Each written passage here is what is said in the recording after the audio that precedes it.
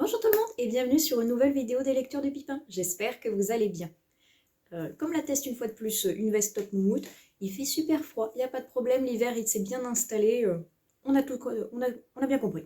Mais cela étant, cette vidéo va être consacrée en partie pour le PLIB et en partie pour les SP que j'ai eu au mois de novembre. D'ailleurs, je vais commencer par ces fameuses lectures du PLIB.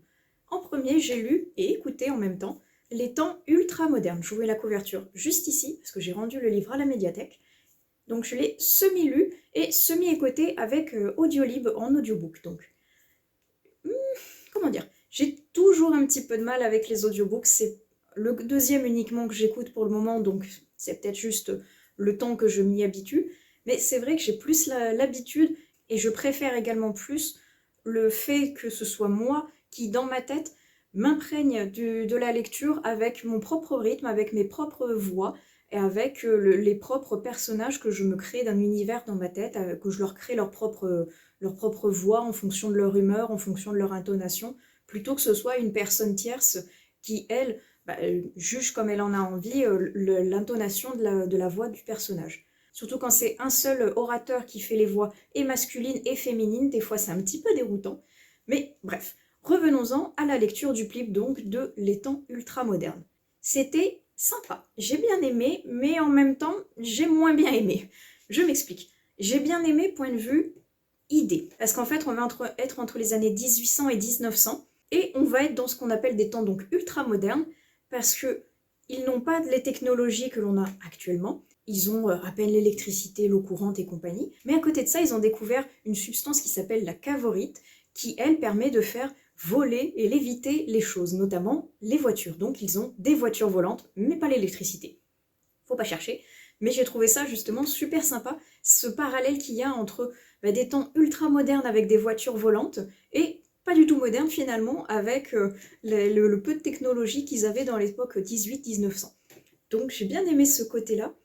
Un côté un petit peu justement où il y a Marie Curie qui fait des recherches sur la radioactivité et sur cette fameuse cavorite qui permet donc d'englober des objets comme des voitures, comme des balais carrément, comme des trains, bref. Toutes les choses qui sont pesantes et très lourdes qui ne se feraient pas pouvoir voler, et bien là, elles le peuvent. Et je trouvais ça super chouette. Et en même temps, avec cette époque très moderne, ils ont réussi à coloniser Mars, avec donc la découverte de cette planète, des autochtones qu'il y a dessus, qui ressemblent à ce qu'ils décrivent comme des indigènes un petit peu vampires, qui ont des ailes, un peu de chauve-souris, qui vivent presque que la nuit et qui se nourrissent de sang. Donc des martiens vampires, pourquoi pas. Et on va suivre plusieurs personnages, une jeune professeure qui n'arrive pas à trouver de travail sur la capitale, un médecin qui a un passé assez douteux, qui va être amené à travailler sur Mars pour réaliser des expériences pas tout à fait légales ni éthiques. On va suivre également un commissaire qui va être au cœur d'une enquête et d'une machination qui va relier les autres personnages à celui-ci. Il va y avoir également un anarchiste qui est un petit peu paumé, qui ne sait pas trop où est-ce qu'il est dans sa vie d'artiste, dans sa vie d'anarchiste qui cherche sa voie. Et tous ces personnages, tous ces récits vont finir par se croiser et finalement s'entremêler les uns aux autres pour donner un récit très complet et plein de rebondissements à droite à gauche comme ça qui sont plutôt étonnants et assez sympathiques. Mais malheureusement, j'ai trouvé que c'était très plat et assez long à se mettre en place. Le livre fait 450-500 pages, quelque chose comme ça. Et il y a des moments, au bout d'une centaine, voire de 150 pages, c'était toujours très plat. Chaque chapitre est alterné en fonction d'un personnage différent. Et on se demande bien où ça va nous mener au final, parce que ces personnages ne commencent à se croiser que vers les pages 300 et quelques, donc presque vers la fin du livre au final. Donc, un petit peu plat, un petit peu creux point de vue des personnages où on a vraiment du mal à s'y attacher, à s'imprégner d'eux ou à s'y attacher parce que justement leur histoire est parfois un peu plate ou comment dire, ils n'ont pas cette substance qui leur a été attribuée pour qu'on se dise ah celui-ci je l'aime bien parce que son passé est comme ci comme ça, son avenir il réagit comme ça. il me manquait un petit quelque chose. Il y a des personnages que j'aimais beaucoup, notamment le personnage de Renée, la professeure, qui est très intéressant.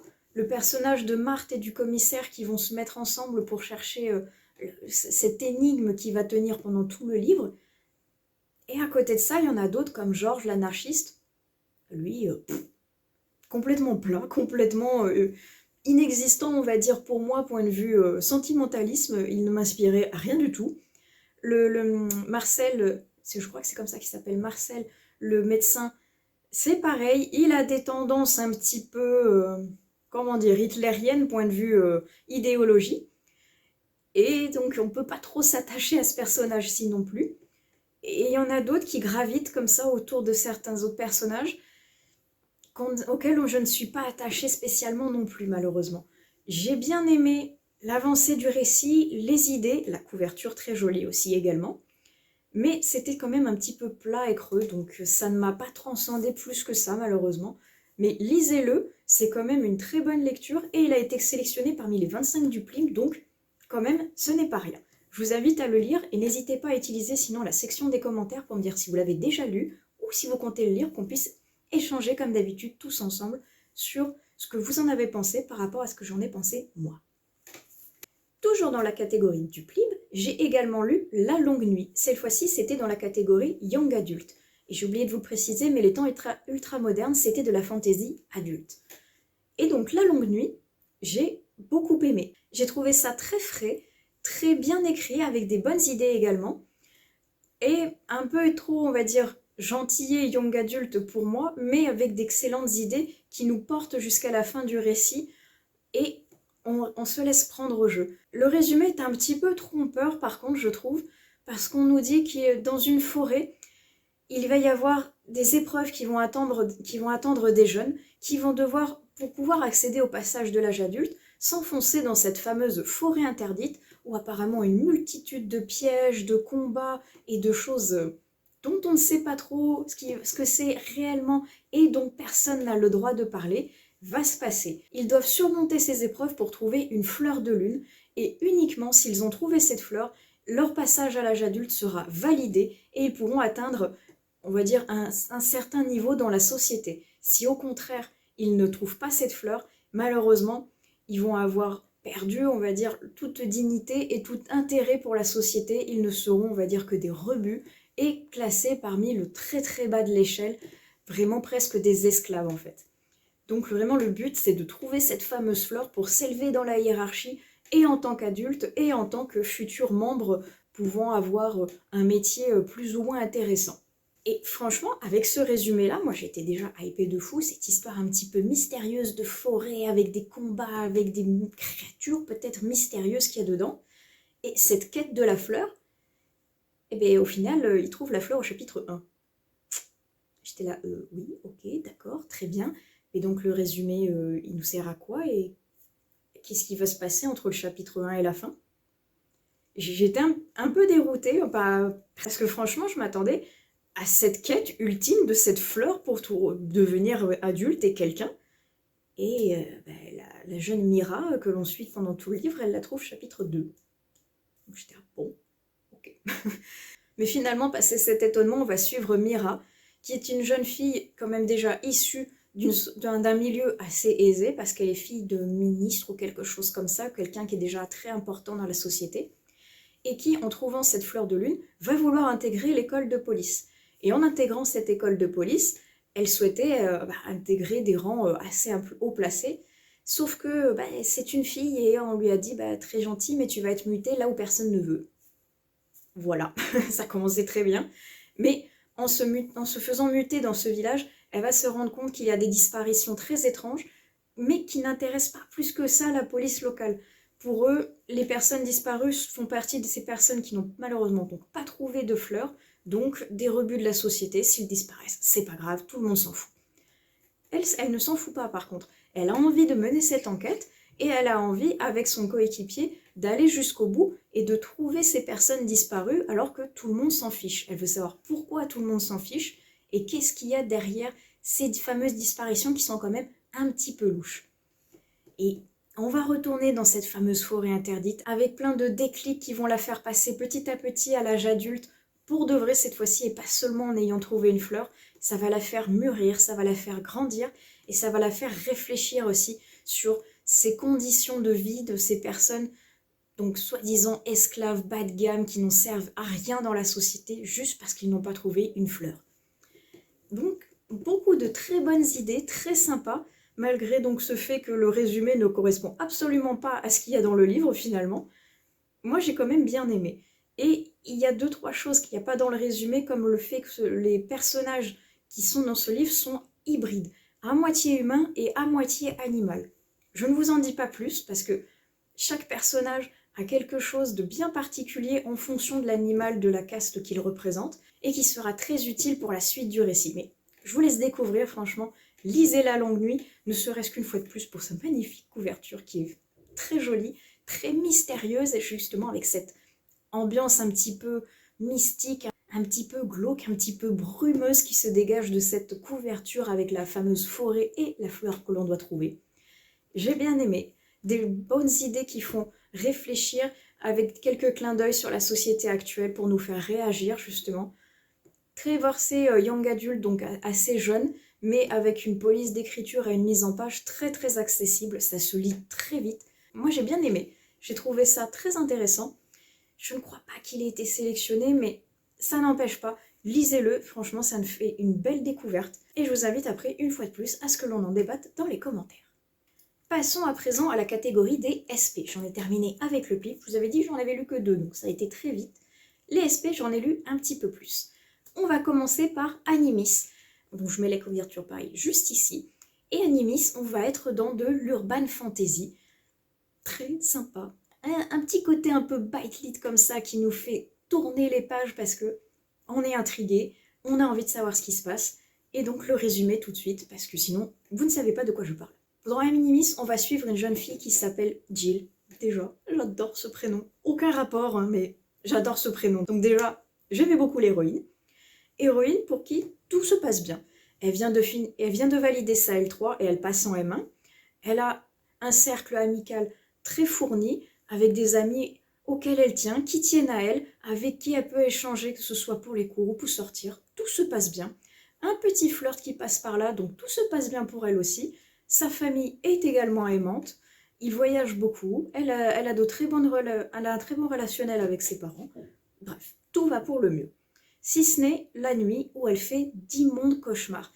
Des cauchemars qui la mettent mal à l'aise, qui lui font des insomnies, qui lui font se sentir mal et avoir du mal après à distinguer le rêve de la réalité pendant la journée.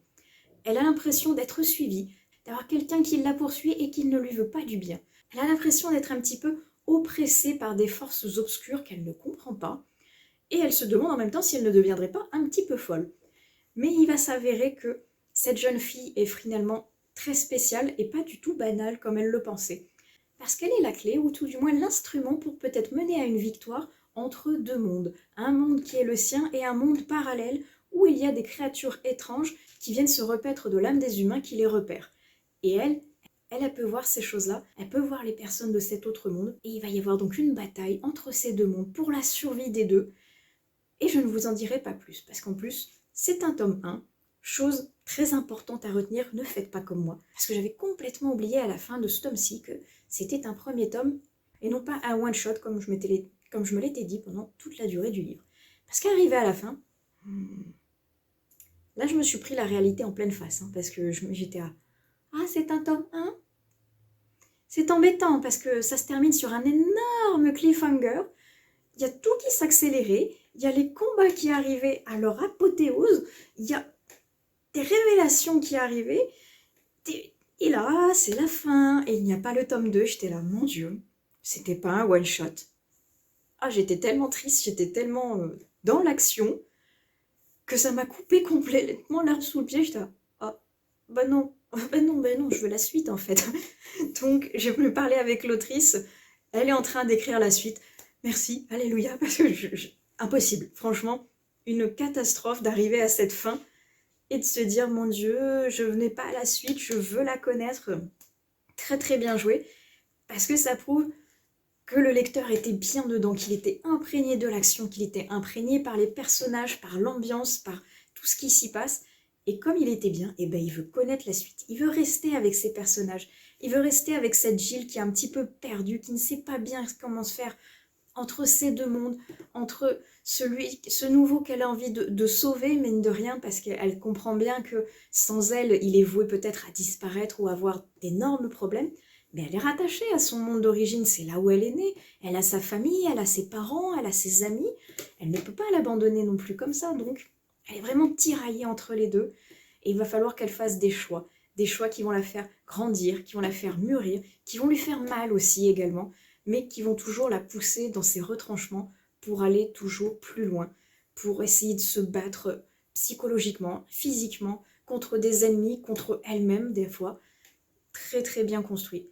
C'est un petit peu lent des fois à se mettre en place, et le livre est quand même entre 500 et 600 pages, donc il faut quand même une centaine de pages un petit peu pour commencer à aplanir les choses, à poser le décor, à poser les habitudes de la jeune fille, justement cette interaction qu'il y a entre sa famille et ses amis qui est très importante pour la suite, et le commencement de ces étranges phénomènes, de ces cauchemars qui arrivent, pourquoi, comment, et tous ces engrenages viennent les uns dans les autres petit à petit pour commencer à faire de l'action et enfin rentrer vraiment dans le vif du sujet, et après tout va s'enchaîner.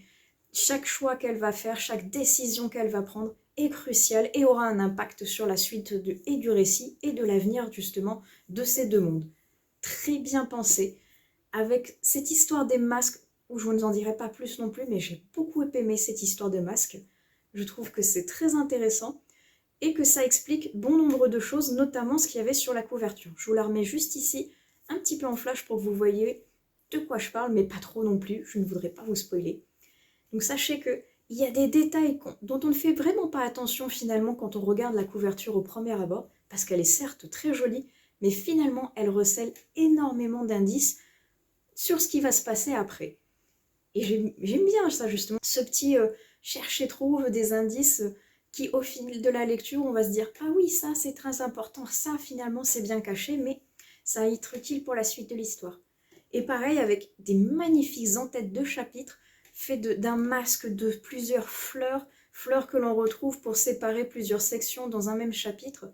C'est très joli, c'est très beau donc déjà visuellement, et c'est également utile donc pour la suite parce que s'il y a ces éléments, c'est qu'il y a une raison derrière et c'est très bien trouvé. J'aime beaucoup, déjà parce que le point de vue mise en page, c'est très joli, c'est bien pensé et c'est utile pour la suite du récit. Donc, une très bonne idée, un très bon point, c'est très beau et c'est très utile, donc franchement c'était parfait. J'ai beaucoup aimé, je me suis régalée. Urban Fantasy, je connais pas trop et là, j'ai bien aimé, donc ça me donne envie absolument, absolument de lire le tome 2 parce que je vous dis, la fin du tome 1, j'étais sidérée, je ne pouvais pas continuer, c'était impossible, j'étais choquée. Il me fallait la suite absolument, que je n'ai toujours pas, mais l'autrice m'a dit oui, elle est en cours, c'est bon, t'inquiète pas, survie. D'accord, je survis, mais il me faut le tome 2. Donc lisez-le, et sinon dites-moi ce que vous en avez pensé, parce que franchement, moi, j'ai beaucoup aimé, j'ai trouvé ça très sympa.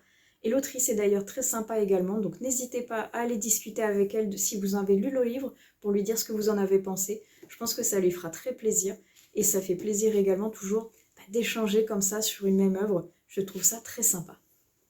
On va changer radicalement de sujet maintenant avec le 9e cas.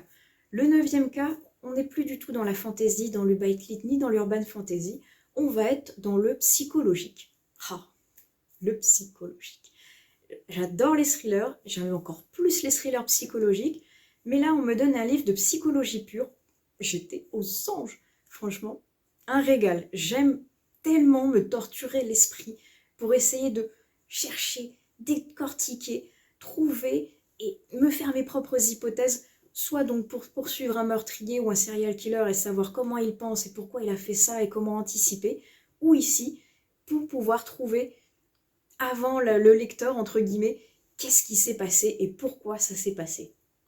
Génial. On va suivre une équipe de psychiatres qui vont essayer de créer une expérience en fait. Une expérience autour de 9 cas, 9 personnes, 9 patients qui vont raconter leur vie comme ça, à cœur ouvert, à tous les autres participants de l'épreuve, et psychiatres et patients, et qui vont essayer justement, en se libérant comme ça de leur mal-être ou de leurs problèmes ou de leur maladie ou de ce qu'ils ressentent. Ils vont essayer de se libérer et d'essayer de peut-être guérir avec l'aide des autres patients et avec l'aide des psychiatres qui les observent. C'est une expérience comme ça qui est non seulement de vie humaine, mais également médicale avec un but thérapeutique aussi derrière. Et on va suivre ces cas, un par un, qui vont nous raconter ce qu'ils ont vécu, comment ils l'ont ressenti, pourquoi ils sont comme ça maintenant, à cause de leur passé ou à cause de quelque chose qu'ils ont entendu, qu'ils ont vu, qu'ils ont subi. Et on va suivre chacune de ces expériences de patients, voire même des psychiatres qui vont jouer leur rôle eux aussi. Et on va se retrouver justement dans un espèce de jeu de rôle, d'écoute, d'action, d'inaction par moment pour essayer de faire réagir non seulement le patient mais aussi le lecteur. Et il va y avoir une embrouille à un moment, un patient peut-être qui n'en est pas un et qui va faire réfléchir le lecteur en mode « Ah, il y a peut-être un intrus là-dedans. Je vais essayer de découvrir qui, pourquoi, comment, quand. » Bref, un nœud au cerveau perpétuel qui était absolument génial. Moi, je me suis régalée. Et je me suis vraiment plu à décortiquer chaque cas de personnage, savoir pourquoi il a ce mal-être, quel est le rapport avec l'objet qu'il a apporté, qui a un impact psychologique sur lui et qui peut peut-être l'aider ou non à s'en sortir, à quoi ça sert, pourquoi il réagit de telle manière quand une autre personne va prendre la parole, est-ce qu'il est réellement sincère, est-ce que cette expérience va les faire aller mieux ou est-ce que les psychiatres vont finalement échouer et rien ne va changer. Bref, très intéressant. Avec une espèce de caricature également de la société pseudo-actuelle, pseudo-futuriste. On sent bien que l'étape Covid est passée par là dans ce texte et que tout a changé. Maintenant, l'État est devenu totalitaire, les gens sont terrifiés à l'idée de choper un autre virus, ils sont tous en télétravail pour éviter les interactions et sociales et médicales également, pour pouvoir justement éviter tout contact avec un autre être humain pour ne pas être malade.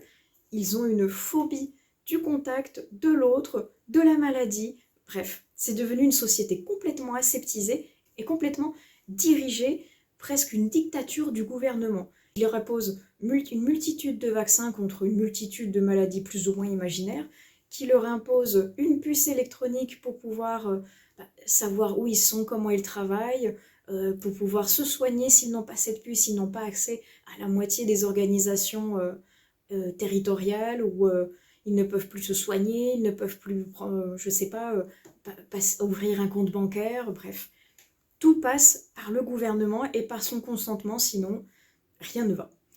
Très intéressant et flippant en même temps de voir cette société en se disant que « Ouh, attends, il y a le Covid quand même qui est passé par chez nous. Est-ce qu'il anticipe vraiment beaucoup ou est-ce que c'est juste de la science-fiction ?» On ne sait pas trop et ça met un petit peu, entre guillemets, mal à l'aise en se disant « Si on va vers cette société, ça craint. » Franchement, ça craint. Mais c'est très très bien écrit, c'est très bien construit, c'est très bien joué. Moi, je me suis régalée, le côté psychologique était fabuleux. Je me suis fait des nœuds à la tête, j'ai cherché, j'ai décortiqué, j'ai semi-trouvé des réponses pour au final changer ma version, pour au final avoir un final justement incroyablement chouette. C'était très très beau, une belle expérience, je me suis régalée. J'en ai discuté avec l'auteur et il m'a dit « Mais j'ai fait d'autres livres si ça t'intéresse. » Évidemment que oui, ça m'intéresse. Oh que oui. Donc je vais pouvoir en lire d'autres, voir si la plume me convient également dans d'autres styles que celui psychologique. Mais là, j'en ai déjà un qui est prêt dans ma palle, qui n'attend qu'à être découvert. Rien que le résumé m'avait hypé de fou, mais je ne vous en dirai pas plus dans cette vidéo. Je reviendrai dessus une fois que je l'aurai terminé. En tout cas, le 9e cas, je vous le recommande, il était terriblement génial. Je me suis régalée. Très très bien. Et on va passer maintenant à la prochaine lecture. Et on va terminer avec mon dernier SP, qui est un conte pour enfants, beaucoup trop mignon. Je l'ai trouvé trop chou. Il s'appelle La Grande Aventure de Cassia et Bastien. Je vous mets la couverture juste ici. Et il est parfait pour cette période entre l'automne et l'hiver. Je vais vous expliquer tout de suite pourquoi. En fait, dans ce conte, on va suivre Cassia et Bastien qui sont frères et sœurs. Et Bastien va trouver une météorite magique qui serait tombée et qui aurait des pouvoirs donc magiques. un pouvoir d'ouvrir des portails vers des dimensions fabuleuses, fantastiques, pleines de magie. Et on va suivre ce petit garçon et cette petite fille entre les pays d'Halloween et de Noël. Donc, comme je vous disais, parfait pour cette période d'entre-deux, entre automne et hiver, qui m'a beaucoup fait penser d'ailleurs à l'étrange Noël de Mr. Jack, avec ses portes qui s'ouvrent sur différents univers, et notamment celui d'Halloween et de Noël. Trop mignon. Franchement, il se lit tellement vite parce qu'il est très court, il fait une 40aine de pages, et j'étais très triste d'arriver à la fin si vite en fait, parce que c'était un conte très mignon, avec une plume d'une douceur incroyable. Cette petite fille et ce petit garçon sont pleins de tendresse l'un pour l'autre, même s'ils se chamaillent, parce que ça reste des frères et sœurs qui sont jeunes tous les deux. Donc, comme ils n'ont pas le même âge, ils essayent l'un de faire peur à sa sœur, l'autre le trouve tellement agaçant et ennuyeux. Mais dès qu'ils sont l'un sans l'autre, ils se cherchent, ils sont perdus, ils ont besoin d'être ensemble parce qu'ils s'aiment finalement. Ce sont un frère et une sœur très unis, très mignons, qui vont faire donc ces aventures, chacun de leur côté pour être après réunis avec cette fameuse pierre météorite magique qui en donne qu'une envie, c'est qu'ils ouvrent d'autres portes, qu'ils découvrent d'autres univers et qu'on les découvre avec eux. Parce qu'on était tellement bien avec ces deux enfants qui sont très mignons, pleins de courage, pleins de bonnes intentions et de bonnes idées, et qu'on a envie de suivre, avec une morale derrière qui est adorable également. Et franchement, ils étaient tellement choux qu'on a envie de rester avec eux, et on a envie d'un autre conte où ils vont ouvrir d'autres portes, et on a envie de découvrir, je ne sais pas, tous les univers que cette météorite magique peut permettre de visiter en un clin d'œil. Tellement chou, franchement, moi j'ai été séduite par la beauté de la plume qui est tellement douce, qui est envoûtante, qui est magique, et qui peut se lire tellement vite le soir comme ça avec les enfants. On a envie presque, une fois que le conte est terminé, s'il n'y en a pas d'autres, même si ce serait vraiment chouette qu'il y en ait d'autres avec d'autres idées, on a envie de se dire que le lendemain, l'histoire est finie, oui, mais Cassia et Bastien vont ouvrir une autre porte, peut-être sur le monde de Pâques, peut-être sur le monde des fées, peut-être, je ne sais pas, des lutins en péril, que sais-je, et on a envie de leur créer une histoire comme ça, avec un autre voyage, d'autres aventures, et toujours rester avec ses deux frères et sœurs, parce que c'était vraiment chouette, très mignon, ça se lit très très vite, mais on en prend vraiment plein les yeux, plein de douceur, bref. Idéal à lire en famille, comme ça, pour le coucher le soir, c'est parfait. Bref, moi j'ai trouvé ça trop mignon, trop attachant, j'ai adoré, et franchement, s'il y a un autre tome ou une autre histoire, peu importe, je la lirai avec grand plaisir, parce que j'ai trouvé ça vraiment trop chou. J'étais vraiment bien avec ces deux enfants. La plume est incroyable, franchement, je vous la recommande, il est trop trop chou. Il est disponible depuis le 1er ou 3 décembre si je ne me trompe pas, donc allez le regarder, allez le lire et allez profiter tous ensemble en famille parce qu'il est vraiment génial. Et donc la grande aventure de Cassia vient terminer et cette vidéo et ses lectures Plib et SP à la fois du mois de novembre. C'était très chouette, très varié, j'aime beaucoup comme ça sortir de ma zone de confort pour découvrir plein de choses. Et dans les prochaines vidéos, je vous parlerai des SP que j'ai eu en décembre, ainsi que d'autres lectures du Plib, mais peut-être que je les séparerai parce que peut-être que j'aurai le temps d'en lire plus, je ne sais pas encore. On verra tout ça pour le mois de décembre. En attendant, j'espère que cette vidéo vous aura plu. N'hésitez pas, comme je vous disais en début de vidéo, à utiliser la section des commentaires pour qu'on débatte tous ensemble de ces lectures, que ce soit des SP, du Plib, de ce qu'elles vous ont inspiré, si vous les avez lues ou non.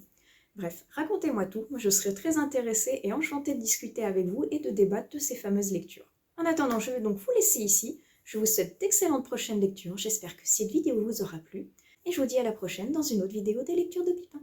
Allez, ciao!